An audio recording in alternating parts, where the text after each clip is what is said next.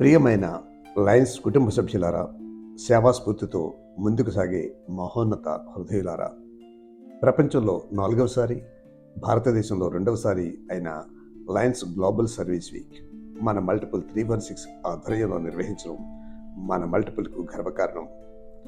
2026 ఫిబ్రవరి 22 నుండి 28వ తారీఖు వరకు ఈ గ్లోబల్ సర్వీస్ వీక్ మన జిల్లా 316A పరిధి అయిన విశాఖపట్నంలో నిర్వహించడం మరింత గర్వకారణం. అందుకే 316Aతో పాటు మల్టిపుల్ 316Aలో గల ప్రతి జిల్లా గవర్నర్స్ టీం మరియు క్లబ్ నాయకులందరూ దీనిని ప్రతిష్టాత్మకంగా తీసుకుని గ్లోబల్ సర్వీస్ వీక్ దిగ్విజయం చేయవలసిందిగా మల్టిపుల్ 316A తరపున కోరుచున్నాము.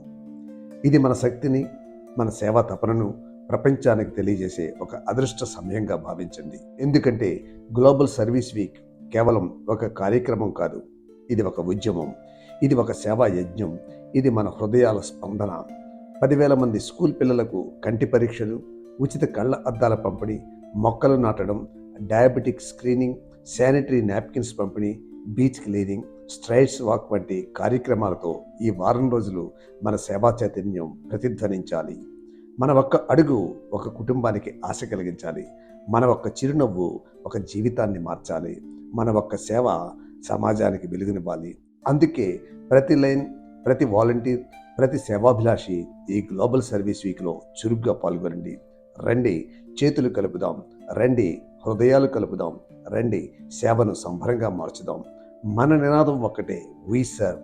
సేవే మన శ్వాస, సేవే మన గర్వం, సేవే మన జీవితం. ఈ వారం రోజుల కార్యక్రమాల వివరాలు ఇప్పుడు చూద్దాం. ఫిబ్రవరి 21, 2026 ఈ గ్లోబల్ సర్వీస్ వీక్ 46 మంది లయన్స్ ప్రతినిధులు America, Europe, Germany, France, UK, Spain, Africa నుండి వారి సొంత ఖర్చులతో వచ్చి వారు కూడా మన సేవా యజ్ఞంలో పాల్గొంటున్నారు. వారందరూ కూడా నోవాటెల్ వరుణ్ బీచ్ విశాఖపట్నంలో బస చేసి ఆ రోజు సాయంత్రం 5:30 నుంచి 7 గంటల వరకు కూడా నోవాటెల్ నాటికాలో ప్రీ ఈవెంట్ స్ట్రాటజిక్ బ్రీఫింగ్ ప్రధాన నాయకులందరూ కూడా చర్చించుకోవడం జరుగుతుంది. ఈ కార్యక్రమంలో కేవలం ప్రతినిధులు మాత్రమే ఆహ్వానితులుగా ఉంటారు. ఇక 22వ తారీఖు ఉదయం 5:30 గంటల నుంచి 9 గంటల వరకు బీచ్ క్లీనింగ్ డ్రైవ్ అనే కార్యక్రమాన్ని చేపట్టడం జరిగింది. Beach cleaning event Visakhapatnam YMCA దగ్గర ప్రారంభించి 10:30 వరకు ఆ బీచ్ క్లీనింగ్ చేయడం జరుగుతుంది. ఆ తదుపరి ఉదయం 10 గంటల నుంచి సాయంత్రం 4 గంటల వరకు Visakhapatnam government junior college for girls వద్ద క్యాంపస్ వాల్ రీపెయింటింగ్ వరకు లైన్ సభ్యులతో చేయబడుతుంది. 23వ తారీఖు ఉదయం 9:30 నుండి సాయంత్రం 4 గంటల వరకు విశాఖపట్నంలో చంద్రంపాలెంలో గల ప్రతిష్టాత్మక జడ్పీ హై స్కూల్లో చిన్నపిల్లలకు ఐ స్క్రీనింగ్ మరియు డయాబెటిక్ స్క్రీనింగ్ నిర్వహించడం జరుగుతుంది. ఫిబ్రవరి 24వ తారీఖున ఉదయం 6 గంటల నుంచి 7:30 వరకు విశాఖపట్నం సెంట్రల్ పార్క్లో డయాబెటిక్ స్క్రీనింగ్ మరియు ఉదయం 10 గంటల నుండి సాయంత్రం 4 గంటల వరకు జడ్పీ హై స్కూల్ తోటగరువులో విద్యార్థులకు ఐ స్క్రీనింగ్ మరియు డయాబెటిక్ స్క్రీనింగ్ కార్యక్రమం నిర్వహించబడుతుంది. ఫిబ్రవరి 25వ తారీఖున ఉదయం 6 గంటల నుంచి 7 గంటల వరకు విశాఖపట్నం శివాజీ పార్క్లో డయాబెటిక్ స్క్రీనింగ్ మరియు ఉదయం 10 గంటల నుండి సాయంత్రం 4 గంటల వరకు కణితి జిల్లా పరిషత్ హై స్కూల్లో చిన్నపిల్లలకు ఐ స్క్రీనింగ్ మరియు డయాబెటిస్ స్క్రీనింగ్ కార్యక్రమం నిర్వహించబడుతుంది. ఫిబ్రవరి 26వ తారీఖున ఉదయం 9:30 నుండి సాయంత్రం 4:30 వరకు ఎరిమిడి టౌన్షిప్ శ్రీరామ్ నగర్లో శ్రీమతి గోదావరీదేవి షరాఫ్ సీనియర్ సెకండరీ స్కూల్ నందు విద్యార్థులకు ఐ స్క్రీనింగ్, మొక్కలు నాటే కార్యక్రమం మరియు లయన్స్ క్వెస్ట్ కార్యక్రమాన్ని నిర్వహించడం జరుగుతుంది.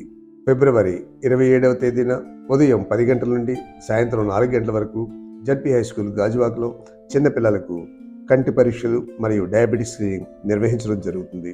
28వ తారీఖు ఆఖరి రోజు ఉదయం 6 గంటల నుండి 8:30 వరకు రామకృష్ణ బీచ్లో Strides walk, diabetes screening, strength training నిర్వహించడం జరుగుతుంది.